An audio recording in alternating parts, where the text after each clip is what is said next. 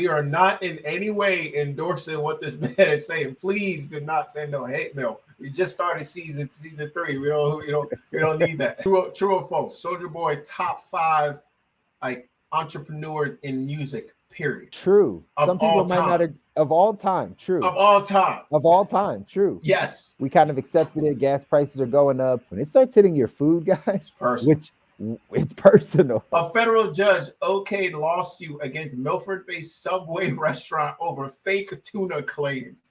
Subway stands by its claim that their tuna is 100% authentic, despite lab testing, which revealed 19 samples contained non-detectable tuna DNA sequences. Have you been to Arby's? It's got to be one of the most god-awful places I've ever been to. The whole place smelled. The sandwich was disgusting. If you're an Arby's eater listening to this, and we told you if we tested the roast beef and it's not actual beef, would you be surprised? In stressful times, people don't eat less.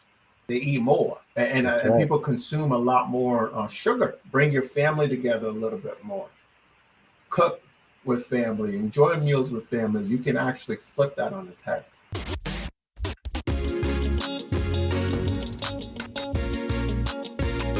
Welcome to the Good Life. Welcome back.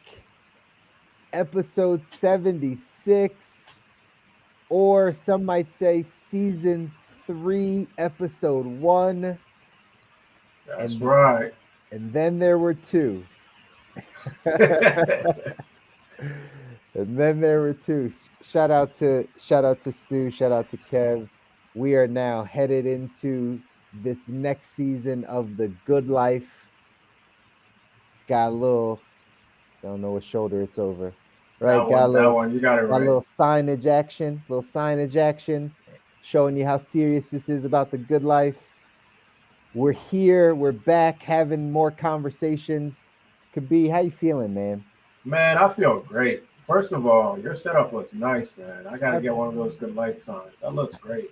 I appreciate you, man. I appreciate you, and yes, we got. You look like royalty, huh? You're covered in purple. Look at you, basking in glory. Grapes. All right, grapes. Calm down.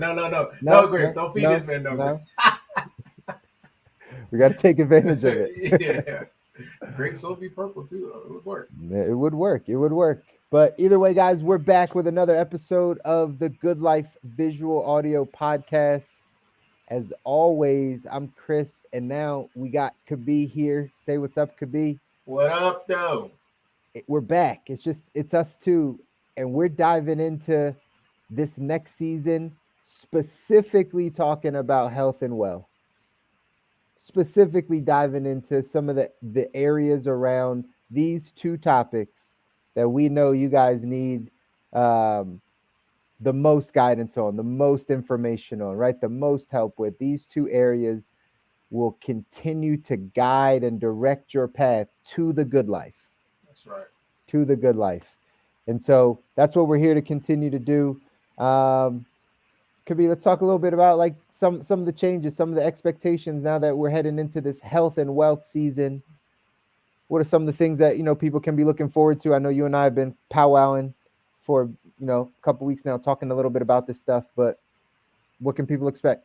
Man, I'm excited. I'm excited because I do think we're going to be focusing on the 2 areas that have the biggest bang for your buck. And we always talk about Pareto's principle, right? 20% things you do that make 80% of the impact. And I think health and wealth fall in that category. So we're going to be focusing a lot more on that. In fact, that's how we're going to focus the show. We really want to hear from you guys, though. I mean, we have an idea of what we want to talk about, what we want to say. Quite frankly, I have found, shout out to the people around me that love me enough to tell me that we don't want to hear what you want to say all the time. So what do you want to hear about? I would love to get questions, like specific questions we can dive into, like health questions, wealth questions, so we can actually pull up questions and do problem solving on here, like break it down for you. Because I get so many questions in my inbox about all types of things. Like, hey, should I be eating meat? Should I be doing this? Should I be doing this? Should I be doing this? The more details you provide in the question, the better our response can be. You can comment it. We can have Himbo/Ash put it somewhere. Email us. Maybe we'll put We're an trying to email up. I don't know. we have to figure something out because we've been trying to do this, right? Like we almost turn this into a Q&A show, right? Like Yeah, how do we get more engagement? How do we talk more about what you want to talk about? I think spending this time to really solve problems is how we want to go about it. So, as you see this, leave us a comment, message one of us if you know us individually, and let us know. Do you want to see that happen? The other thing we're coming up with is we're going to be commenting on a broader range of topics from the health and wealth perspective, and we're going to start that today. That's right. That's right. We're going to dive in. That's going to be more of what's going to add some value to the conversation out there. We want to add some value to the topics that are already being talked about, being read about. You guys are seeing it on social. You might be reading it on your local news outlet or your Twitter feed or whatever the case is. We want to make sure you can also hear the perspective from a health standpoint, from a wealth standpoint, from a money standpoint. How is this affecting? What shifts do you have to make? And so that's really the direction that the good life is headed. The mission is still the same, is to get to the place where you can design the life that you want, right? Design the life that you don't need a break from, right? That is the goal, continuing to move in that direction. But we're diving into health and wealth. We're going to talk about some topics. We got some topics lined up for you today. So I think we should dive in, kind of talk about what's happening in the world.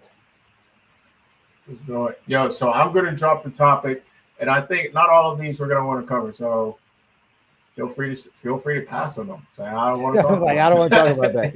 Yeah, because I'm reading the first one right now, and like, all right, so I'll read it. So NASA releases the first ever colored images from James Webb Space Telescope, and they're blowing people's minds. Have you seen these? I have not. Do you have any intention of seeing this? Zero intention. All right, can I play Kyrie real quick? Do it. All right, so this is Kyrie. Man, we know they didn't go out there in space anyway. The world is flat. What are they talking about? Let's move on. That's Kyrie, not me. Please save your hate mail. That's Kyrie. You gotta put a Kyrie. We gotta get you a face like one of those stick faces. Yeah, put the Kyrie face on. That's not me. That is not me. Oh man, that man's career went straight down to the toilet ever since he started talking. Oh man, God bless him. Anyway, I would still love to see you in LA though. Yeah, absolutely. It would be nice to see him over there if he stops talking about the world being flat and all the other things. But I think he has. I don't know if he stopped talking. Has he? Yeah, he did. He gave it up. Good. Well, he got lit up. I know. Anyone that starts pushing back, very much so a theme of what we talk about. Anybody that pushes back against society's norms is going to get some of that. He just happens to be on a main stage. Whether he's right or not, by the way, we are not in any way endorsing what this man is saying. Please do not send no hate mail. We just started season 3. We don't need that. That's hilarious. All right, let's move on. Moving on. NYPD is going to stop random scheduled and pre-employment drug tests for marijuana. Testing will only be required if there's suspicion of impairment. First, what do you think this means? Like just hearing that. Have you heard this story? I haven't heard this story. And right before we were jumping on, kind of looking and seeing some of these headlines and things, I had no idea what this story meant. I still kind of don't understand what it means. By reading it, it sounded a little bit like, hey, this is they're gonna stop like screening people on the street or pre-screening people at jobs or whatever. I didn't really understand the concept, but enlighten me because I think you have a better understanding of it, right? You've looked at this. Yeah, what I'm gathering is that they're going to stop randomly testing their own people who want a job with the NYPD pre-employment drug test. They're going to stop randomly screening them for marijuana. So essentially, it sounds like you can smoke weed and work for the NYPD. Just don't act like it. That's what I'm hearing. Just don't act like it. Now, they will still beat you on the streets if they suspect you of smoking weed. They might still do that. And I'm not saying NYPD beats anybody on the street. I'm just saying you don't count, but their employees, they're going to stop. But this is a trend, right? This is a trend going on. I think the NBA, correct me if I'm wrong, if you notice, the NBA stopped screening or punishing for marijuana a while ago, I believe. I believe so. That, and again, there's a lot of people on the NBA side that started coming out and talking about it. You had a whole podcast, Up in Smoke, right? Or All the Smoke. Is that what they were talking about? Yeah, I've never heard it. So if you the origin, I mean, it's called All the Smoke, right? Yeah. Right? Yeah. So Steven Jackson and Matt Barnes, right. But the premise of the show is they smoke weed, right? Like the premise of the show is like they were athletes that smoked, and they could never really come out and talk about the effects of cannabis and the effects of smoking, because in the NBA it wasn't like a thing. But now, Al Harrington is one of the biggest people in the marijuana space, in the cannabis space. The podcast comes out. All these other players, all these ex-players start coming out and saying they were smoking weed the entire time they were playing ball, and like it enhanced them and all these types of things. So it forced the league to do that. If like ex-players are saying like it's happening anyway, right? So you might as well, now people are talking about it. So does this really affect play? This is something that they've known for a long time. It's just now we're getting to this place of, is this acceptable? So the NBA is one thing. Yeah, I think we've been there for a while. And what's interesting from a health perspective is just looking at, for example, I believe Ricky Williams, right? Ricky Williams, the Miami running back, former Miami running back. He's been known for this for quite a long time. But there's a difference between, I think we got to take a couple steps back and back it up. Beep, beep, like really back it up here for a second, because there's a couple of issues at play. There's one, the fact that you have children, kids, teenagers that look up to athletes as role models, whether we like it or not. Yes, Charles Barkley, I know you're not a role model. Relax, okay? All right, kids do that. That's number one. And they may not be as developed, if you will, to maybe handle marijuana, regardless of if we think it's good for you, not good for you, or whatnot. So I think that's something that the league is very cognizant of. Two is, the simple fact that you're dealing with state laws versus federal laws, right? It's still under federal, as far as federal is concerned, it's still not something that is just allowed. Now, if your state allows it, it's something else. We have right now, for example, and moving from state to country, we have right now, for example, Brittany Griner being, whether you want to say unjustly or not, being held in Russia for something that kids take for granted now, a vape pen, right? She's being held for like 100 and something days for a vape pen, but they don't look at it like it's just nothing in Russia, right? So you got a lot of issues at play here. I don't think it's as simple as just like, and the final thing I'll say here, and then I'll feel free to hop in, bro, is like, there is the football argument of like, hey, if you're going to pump me full of opiates, I should be able to use a natural plant to help me heal after I essentially have a car accident every Sunday, which is what they say happens in a football game, is equivalent to having a car accident. It's the same thing for NBA athletes. That's the same thing. That's the same argument they're making. Same argument. Yeah. So I mean, I don't know what your thoughts are, bro. But do you buy the argument? I know nobody's a doctor in this show, but do you buy the argument? What do you think of some of the other factors that are listed here in terms of consideration when it comes to this? I buy the argument that we need choices as an athlete, somebody that should have control over their body. That argument of, well, this team doctor or this physician that is paid for by my company, by my team, is going to do this to fix my body, but I prefer to do this. But the company, the organization says, oh, I can't do that. Well, there should be some choice there. There should be some choice. So I do buy the fact that, like, hey, if you're going to go the opioid direction, if you're going to pump me with a bunch of stuff, then at least let me choose this, because I feel like I can get better results from it. I think a player and an athlete needs those type of that type of leeway. What episode did we talk about this? Because we had an episode on the Good Life that we talked about like the effects of cannabis and marijuana and kind of what it's doing to our children or to the generations. We did touch on, I feel like, this conversation about what will be acceptable for children and how this is viewed for children.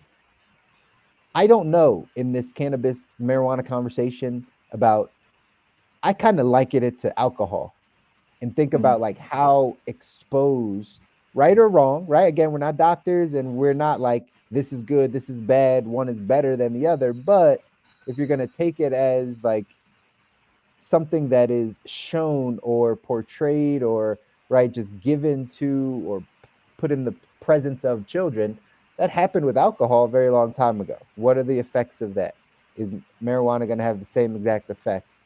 Is it just going to become a normal thing, or is this going to become something that actively hurts our society, right? I think we talked about it in that episode about alcohol versus marijuana, and we kind of talked a little bit of the differences, but are these things the same? Now, when you say effects, are you talking about the health effects? Are you talking about the what is it? Prohibition effects? What are you talking about? I think effects? All of them from the effects of how that thing affects your body, your mind, right? The health perspective of what that's doing for someone that is underdeveloped.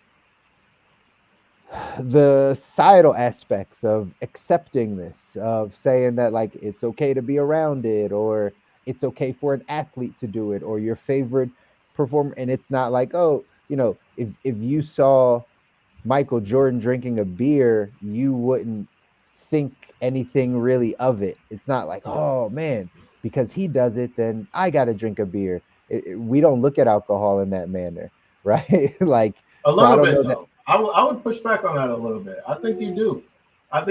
But nobody drank in my household, for example, bro. But I think I saw enough beer commercials where I was like, I at least received during football games, for example, right? Football games, where I at least received the message that to people outside of this house, this is clearly not a big deal.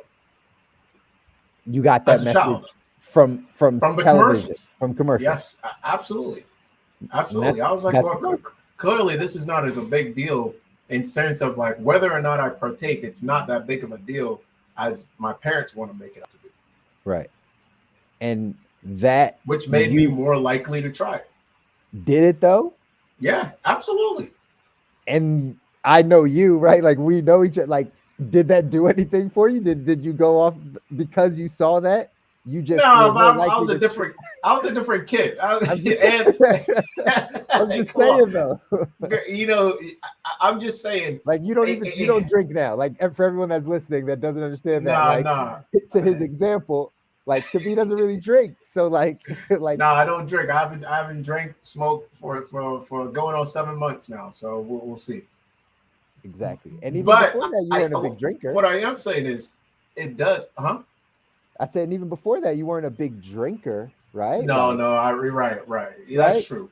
That's true. Like, even though you got that message as a child and you saw it and that's how you learned it, even though it made you kind of go into testing it, it actually didn't, you realize, oh, I don't like this very quickly. And then you got that's only because the first time I actually tried alcohol, man, I got smacked in the face by the law. So that deterred me heavily.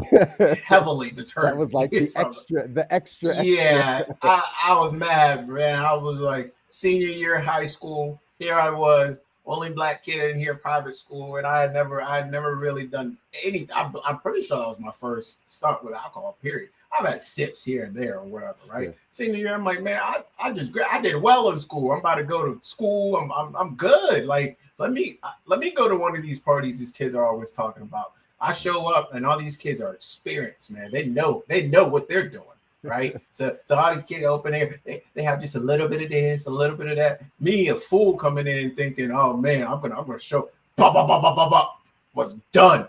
Next thing I remember, I'm like, yes, sir. Huh? You want me to do what? Yeah, man. So that deterred me pretty heavily too. But that's besides the point. That's just a bad memory. Let's keep moving. That's a great first memory, though. It's a great first memory. I would say great. But either way. But back to the point, that's the thing saying, like, how much is this going to deter by kids seeing this marijuana culture a bit more? Again, we're mentioning the article where now the NYPD apparently is basically not going to screen cops for smoking weed. That's basically what they're saying, right? Pretty like much. That's what I got. If you got something else, y'all let us know in the comments. Yeah, let us know. Drop a comment, right? Like, tag us in this if we're misunderstanding this article. But I'm pretty sure this is what it says. And this is a slippery slope. Yeah, man. Because as you were saying, man, I actually had another thought here. I really do think it does have an impact on kids. Because let me say this as well, right? Having worked, as a high school educator, right? And I say high school educator, but pretty much the students on the I was a doormat, right? So, but seeing marijuana in music, I believe, makes kids more likely to consume marijuana. I really do, because for how long have we known? I mean, Snoop, one of the most successful artists of all time. He seems fine. There's nothing wrong with him, right? He's our uncle. What do you mean? It's Uncle Snoop. We all love Unc, right? What's the big deal? Right, you can't, and particularly young black males. You can't listen to any hip hop these days without somebody just telling you they graduated now. Now it's even worse. They graduated from the chronic days to like a little weed here and there, Friday and all this stuff. Graduated to now everybody's a pill popper. Every single song I hear is about Zans popping pills and doing all the time. I mean, I guess maybe they moved on to other stuff now, but there's no way. You can't tell me, just knowing what I know about health and how we receive information, you can't tell me a kid who sees somebody like that, who's like saying this is okay, in their head on some level, they don't go, all right, I guess, when the opportunity presents itself, when they go to college, because we all know it will, right? When it presents itself, that they're not more likely to be like, all right, I mean, this is not that bad. It depends how much that kid is tapped into culture, but yeah, like, because music is culture, right? Like, we could say the same thing about people in the, I don't know, 80s that were doing cocaine or something because of music, because of, right, rock and roll or whatever the case is. You just said cocaine, so let's move on to the next topic. All right. So LongWire has relaunched as an NFT marketplace using Soulja Boy's 2007 track. Crank That Soulja Boy in their advertisement. I don't know that this matters. I don't know that this matters at all. Soulja Boy is a legend in the game for that song specifically, but true or false? Soulja Boy top 5 like entrepreneurs in music. Period. True. Some people might not of all time. True. Of all time. Of all time. True. Yes. All time. Like, I'm there with you. Like, I totally agree. Yes, him. 50. Maybe Diddy, Jay-Z, probably number 1. Yep, I put Jay in there. So Soulja Boy for sure. For people that don't know, like Master P, might round out the top 5. Top 5. Yeah. For people that don't know what Soulja Boy. No, I was gonna say, for people that don't know, like, Soulja Boy like ushered in the internet age, the YouTube, everything you know about music right now. Soulja Boy, like, that was changed him. The game. Entire changed the game. The whole thing. The whole thing. He I actually remember that, man. Yeah, top 5. Shout out to Soulja Boy. Shout out Soulja Boy for Shout real. out Soulja Hey, Boy. for the new generation that don't know, look him up. Look him up. Look him up. That man came out of nowhere, changed the game. But that being said, this article about it becoming an NFT or something is kind of garbage to me, just because we're not really talking about this stuff right now. I know people should still pay attention. By the way, here's the financial tip, because I know a lot of y'all are super sore about what just happened in the crypto market and the NFT market, and you're still probably a little butthurt about it. Right? There's probably people that are. So just understand, if your thesis was correct, that this is going to be a utility that's going to be important, then keep paying attention to the NFT market. Keep paying attention to the crypto market. Keep paying attention to it. Just because you lost money in it, if your thesis is still the same, that, hey, that this decentralized kind of platform, the blockchain, the utility behind an NFT, those types of things are still going to be important after we go through this winter, then pay attention, and maybe it's time to keep investing, right? Don't get butthurt because you lost a bunch and you think it's not going to be it, because you're going to still lose out. Now is the time that you start paying attention to the things that you said 6 months ago, 9 months ago, 18 months ago, that was going to make you rich. That was going to, right, bring it all in and was going to be the thing. If you still believe in that, keep paying attention to the market. But for right now, most people aren't paying attention to the NFT market, unless they're taking my advice and saying the thesis is correct. Keep paying attention. If you're just gambling, get out and stay out, because it's going to happen again. You just find the next market to do it. Now, put a number to it.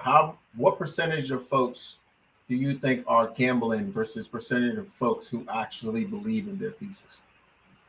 For crypto specifically, or just in general? Crypto specifically.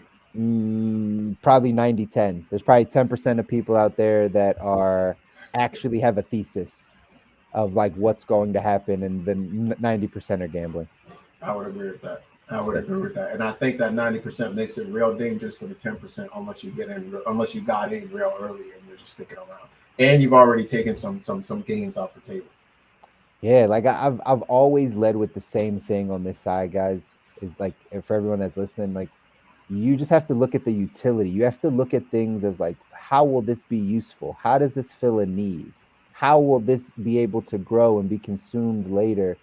Don't just look at it like, how can I make money from it? When that's the first thing that you think about as to your investment, or right where you're putting your money, well, normally you don't have a strong idea of what that investment is. If all you're thinking about is the return and how do I make more of it, you don't really understand fully that investment. You got to really dive in to understand, why is this important? Why is this a good investment? Why will this grow over time? What are the factors that will allow it to grow or not grow? You really have to do some research. That's how you start knowing that you are actually investing and you're not just gambling with your money. Speaking of growing over time, inflation rose 9.1% in June, even more than expected as price pressures intensify. I've been feeling this, bro. I bet you have. Like, tell me where. Like, tell me how inflation has impacted you. Food, number one, right? So here in San Francisco, let's say maybe you get a burger for like, used to be maybe 13, 14, and this is a good burger. It's not like, some fast place, right? Traditional place, right? Now you're looking at like $17, $18, $19, right? Gas pump, that's the one that everybody knows. But we're basically just out here brushing the buttocks of $7, right? Just like we right behind it. We are perched right there behind $7 a gallon. So you're in California, right? You're in California, the place. It's real. We were talking off camera. Everybody wants to be there. A bunch of people want to get there, right? But $7 gas, you're right there. Toll. Yeah. Up $1.50. I was see? crossing the same bridge. I said, what did y'all put? Did y'all improve the bridge? Like, what happened? That's a question to everybody that's listening, right? Like, how is this inflation impacting you? Could be, you said the number one thing that I think everyone needs to pay attention to It's food. That's the next one. We saw it. We're seeing it in gas, right? Like, okay, we kind of accepted it. Gas prices are going up. Some people want to blame Biden, the administration, and all this stuff. Like, fine, it is what it is. When it starts hitting your food, guys, Personal. which it's personal. It's personal. Yeah. It's personal. Like, could be, I'm curious tying this into health, because we can tie this into money and health, but like, what is about to happen when the price of good food, fruits, vegetables, meat, right? When everything starts going up, like, what impact is this going to have on people? What are you seeing? I think a huge impact, because what happens is when you look at food, people either have three things. They have easy, good, fast. Easy, good, fast, right? So, and you can move the words around if you would like, but I think what's going to happen for a majority of people is they're going to move towards fast and easy and sacrifice quality, right? So getting high quality groceries now is going to be a luxury, where so they're going to forsake that and go for the easy $5 gets me full situation, right? And when I say easy, as in, and this is my number one tip, guys: cook at home. Buy things and cook at home. But I feel like a lot of people aren't going to do that, because not only is the pressure of life increasing, right, as the prices go up, so now it's like, not only I don't have time, I don't have the energy, so I'm going to go easy and fast rather than go easy and good. We could go easy and good, whereas we could buy high quality groceries, by searching around a little bit for it, right? Going and buying in bulk and cooking, and maybe simplifying our diet a little bit, right? Where now maybe you buy a big old thing of rice, you have good quality meat in bulk that you get from a local farmer, or somebody who actually probably benefits a lot more, and cook and simplify your diet. And when you actually do the math, you're actually spending less money doing it. But I think a lot of people will still try to spend less money, but they'll go to Burger King, they'll go to McDonald's, they go to somewhere else to try to grab it instead of doing that. So just keep an eye on that. And in stressful times, people don't eat less. Actually, they eat more. Right. So they're gonna go for more easy and fast. So and people consume a lot more sugar in stressful times, right? It's like your sugar addiction kind of kicks up a little notch. So we're not in for great times in that aspect. But if you do take this tip, you start to bring your family together a little bit more. Cook with family, enjoy meals with family. You can actually flip that on its head. That's huge. The way that we need to change our eating habits, specifically because of what's about to happen with inflation and our food supply. Happening right now. It's happening right now. Like, it's the last thing that I saw when I went to the grocery store and I bought a normal amount of food that I normally buy. And normally I know, right?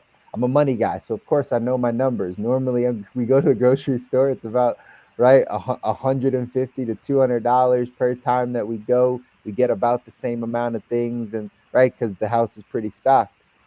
Well, it was $300 when I just went, and I got the same amount because I'm pretty systematic with that type of stuff. Same type of stuff, $300. Like, it's like 33%, right? Like, it's almost like 30% higher. It's going to start hitting people's pockets. And you said exactly what my sentiment is. People are going to start to take the easy and fast option instead of continuing to take the good option and cut down how much they eat. Right? I think I'm so grateful to you, Kabi, but for learning fasting and the practice of fasting and needing less, because we're headed into times, ladies and gentlemen, that like, you might have to live off of less food, less money, right? Less resources. You might have to live off of less. So are you prepared to do it? And I think that's what we're heading into with this inflation talk. It's really talking about, guys, we're going to have to lower our quality of life, our cost of living, like the things that we do. We have to lessen our lifestyle. If you follow cycles of kind of what happens when countries and economies get inflated, we all get kind of fat and kind of big and just, but we're about to go into a recession where we got to live a smaller lifestyle. You might have to, like Kabi said, you might have to get your meat and then have that meat last you for longer than it would. It's not just a meal. It's going to be a few meals. You're bringing it around the family. There's so much that's going to change. I think people have to get prepared for it, though. That inflation part is just a small piece. 1,000%. And we're not talking about starving, guys. I just heard a couple of people turn off. We're not talking about starving. All right, that's not what we're talking about. I think it's going to take a lot to see people like, normal folks who have the means starving in the United States. I think we're not really there yet. But what we are talking about is, I think the word is simplify. Simplify, right? You don't need to have, you may not need to have, let me choose my words carefully here. I still hear people turning it off and cussing us out. Right? You may not need to have a meal from a different country every single day of the night, right? Maybe you don't need to have Mediterranean here and Asian here and have a little Indian here and have this. Maybe you just have meals that you have prepped for 5 nights. Big pot, right? Oldest of 5 kids. That's how we made it. My mom always had a big pot of something. You hungry? You know what a pot is. The pot's over there. What? Are we out of jollof rice? What? It got plenty meat in there, jollof rice. We're good to go. Fam, I ate jollof rice for not for breakfast. Luckily, not for breakfast. But for lunch and dinner, like I ate so much that I came to expect it. Like I almost didn't feel full unless I had jollof rice on top, right? It took me going through college before I was like, wait, so y'all don't eat rice? No? All right, bet. Got it. Rice and beans will get you a great pair, and rice and beans, and you add 1 egg, rice and beans, add 1 egg with a little bit of spice on top, you're good to go. You don't need that much more. I'm not giving dietary advice. I'm just saying simplify. Buy in bulk and simplify and plan ahead. That's it. And so I'm glad you're aware of those people that are listening that might cuss us out or turn us off. Because it's season 3, man. I think we got to start weeding those people out. Yes. If that's how you took that, then yes, we do want you to starve. If that's how you took this conversation, we want you to starve. But for everyone that didn't take it that way and understood that this is about preparation and getting to that place, then again, you're in the right place. You're in the right place. We're not here to scare you.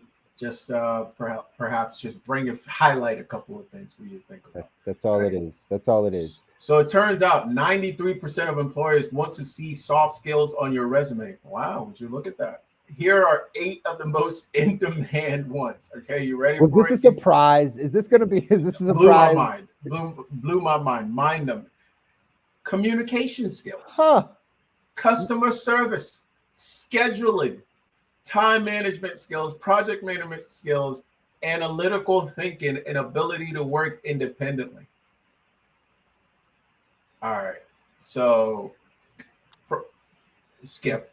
Yeah, skip this because this is almost common sense. And I don't really know, again, I don't know who's really writing resumes, but if you are writing resumes and you're going in, and I guess there's a lot of people that write resumes. I take that back. I guess there's a bunch, I think, because people keep saying like it's not enough people to hire, but like I feel like there's a lot of people out of work too. But anyway, if you're not mentioning that you have good customer service skills or you have good communication skills on your resume, I think you probably missed the boat of trying to get a job anyway, right? Yeah. Like those things are almost like guaranteed things that you got to put on a resume to get a job. So the one that stuck out to me a little bit though was scheduling. And I don't know if I talked to you about this a lot, but I think one of the best skills I picked up from one of my corporate jobs was how to schedule and manage my time.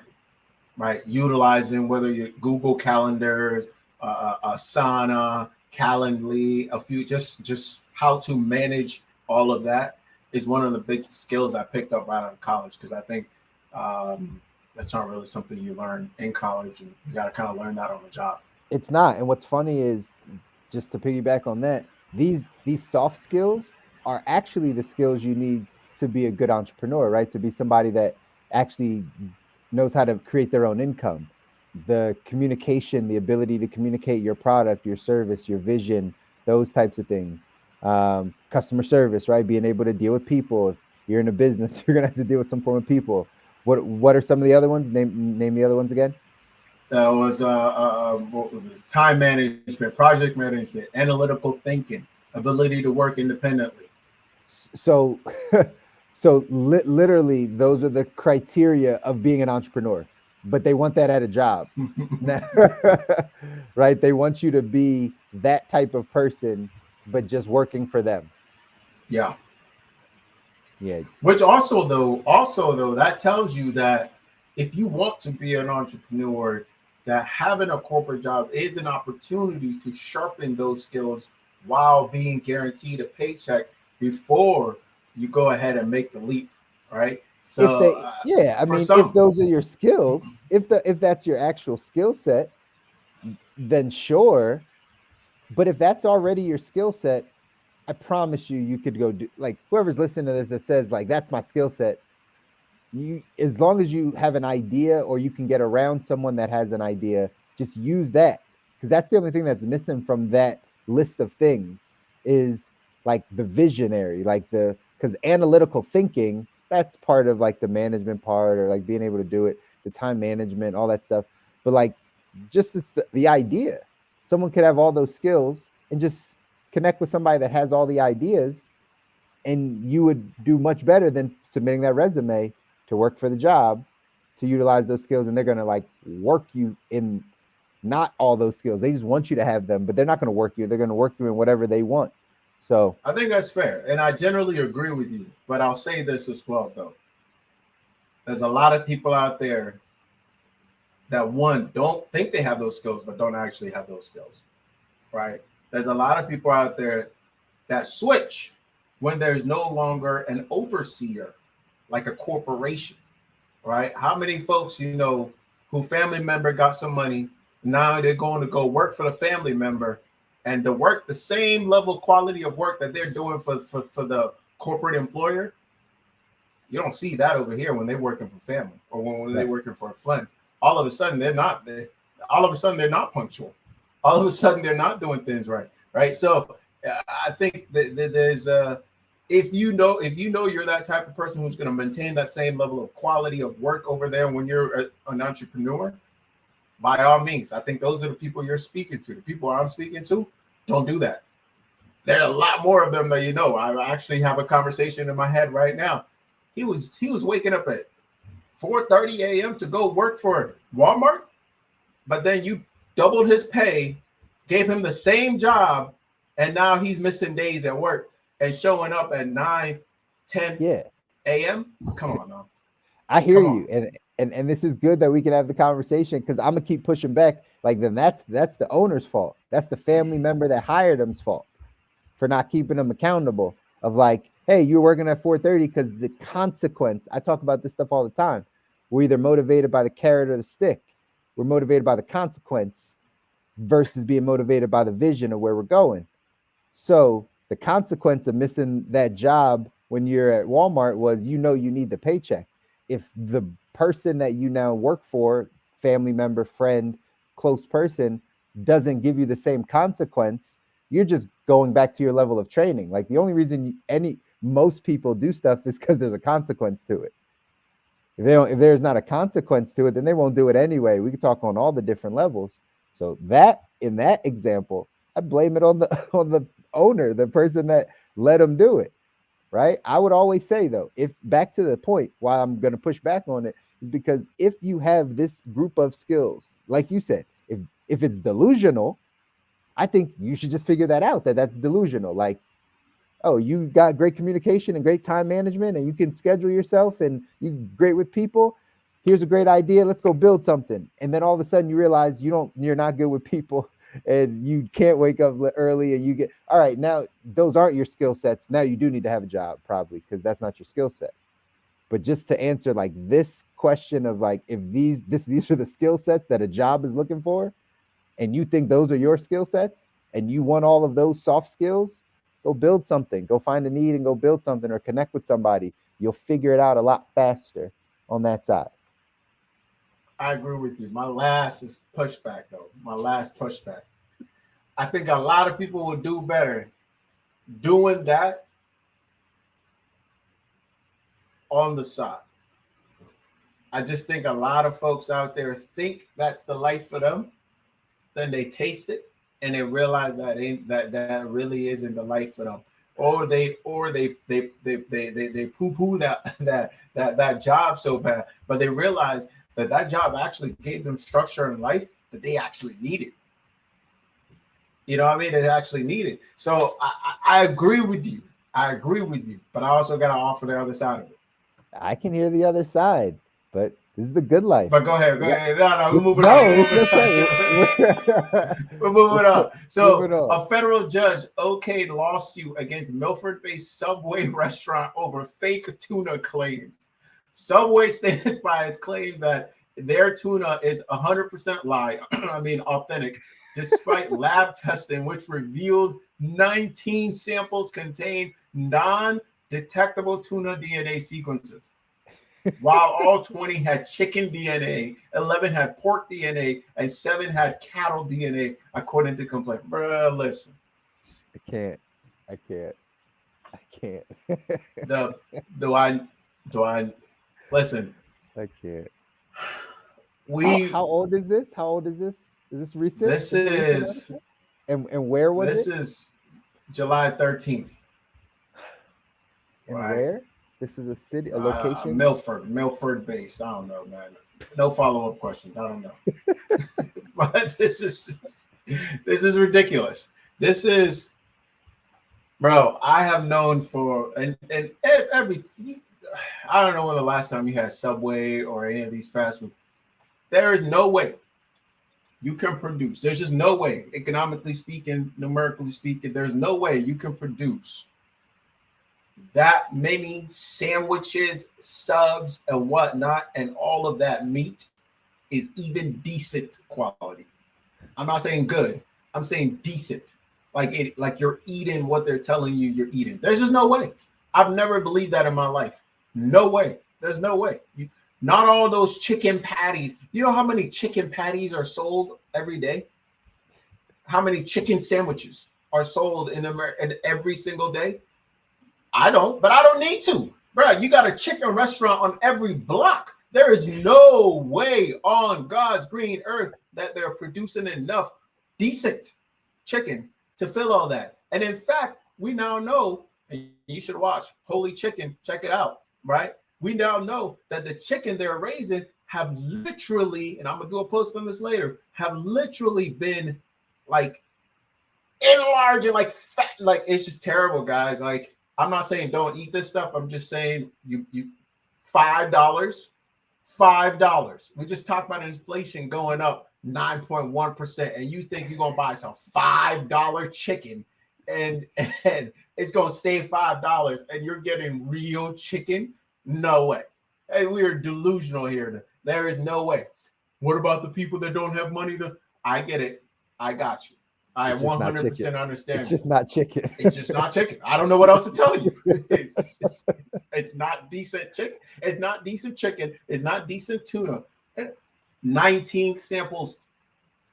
So they're basically mixing anything that has flesh and put mayonnaise. Now, are we sure the rest of it is what? Come on, man. Come on, bro. This is. You eat, you taste that thing, and you know. You bring anybody from outside the U.S., and I don't care if they grew up in a village of Cameroon or wherever, Ghana, where I'm from. They grew up here, and you give them a bite of chicken. I'm telling you right now, they'll tell you this is not chicken. It may still be good. I'm not saying it's not good, right? It may still be good, but this is not chicken. Okay, ain't no way you can have Chick-fil-A McDonald's, you have a Chick-fil-A is actually seems to be of higher quality. Every Right? fast food restaurant has a chicken sandwich. Every fast food restaurant in America has a chicken sandwich. Every single one. Arby's, we Yeah. have the meats. Come on, They have a dog. chicken sandwich. Yeah, Like everybody's got a we chicken have the sandwich. meats. I can't with them. Have you ever been to Arby's? This is sidebar conversation. Have you been to Arby's? I think I went once when I was a teenager because I passed by it. There was one at the corner from between me and high school, and I passed by it all the time. And I was like, oh, I lived there for like 13. I was like, I've never been there. Let me try it. It's got to be one of the most god awful places I've ever been to. The whole place smelled. The sandwich was disgusting. Like the whole place smelled like horrible roast beef. That's and I say roast beef with a question mark because I'm not even sure if that was beef. Well, that's what they sell, right? It's roast beef. That's what they sell. Listen, y'all. I think I'm not saying don't eat meat. Saying if you're going to eat meat, if you're going to eat anything, do your best to ensure that it's of good quality. That's huge. Especially meat, but everything else as well. Our food quality is going down it's been down the drain for a long time. If you compare food from the same food from 19 whatever to now, it is not, bro. I'm literally looking at listen, I'll go off the top right now. We're gonna go back the other way. Like this is a good topic and a good place to kind of wrap up for tonight. Like we're gonna go backwards. We don't understand what real food is, and at some point we're gonna get back to this place of understanding what real food is, right? Like it's not surprising. It's not surprising that the tuna at Subway is not actual tuna. That does not surprise me. Not even a little bit. Like I don't know who it does surprise. Like I'm curious if it does surprise you. If you are an Arby's eater, right? Please hit us up. Let us know. I don't know who keeps Arby's in business. I've seen them, but I don't know who goes there. But like, are you surprised? Like if you're an Arby's eater listening to this, and we told you if we tested the roast beef and it's not actual beef, would you be surprised? Like, would you be surprised that that's not? I'm very curious. It's a real question. Real question. I'm pretty sure they have tested some of these, and I don't want to put any foul theories out here or whatnot. But look up, just Google McDonald's like human meat. Just Google that real quick. Human meat? Yeah. Just Google it real quick and just let me know what you see. That's all I'm saying. McDonald's human meat. Yeah, just Google. I don't know anything. I've just seen a couple things on the interwebs, and y'all know you can't believe everything you see on the interweb. But I'm just saying, there have been a couple lawsuits out here that on the World Wide Web. At best is suspicious. Those people pump out a whole lot of flesh-looking patties. Let me just say that. You don't find that suspicious? You don't find that. You know what I mean? That's it. All right, listen, I'm done. I'm out of here. Let's go. Yeah. Let's get out of here. We got to wrap it up. It was a good one. Again, these are topics that we're going to start covering a bit more, the things that are happening in the world. But how do we tie this back to our health, our money, how we think about money, how we think about health, all so that we can make sure we're designing the life that we want. We got to start talking about this stuff. We got to start having the conversation, not to scare you, but to bring awareness that the tuna is not actual tuna. The tuna is not actual tuna, ladies and gentlemen. How can you be shocked? How can you be shocked? That's it for us today. If you guys like what you heard, make sure you subscribe, smash that like button, tune in, Tuna. Next Wednesday live, and then Monday for the edited version for another good one. And make sure you share this with somebody who would love or hate this episode, preferably somebody who would hate it, because they're usually more passionate. Arby's Because eaters, all the of us- Arby's eaters. If you yes, tag them. Golly, you should be ashamed of yourself. All good press is good press. Until next time, keep living the good life. And until then, peace. Later, guys. Welcome to the good life.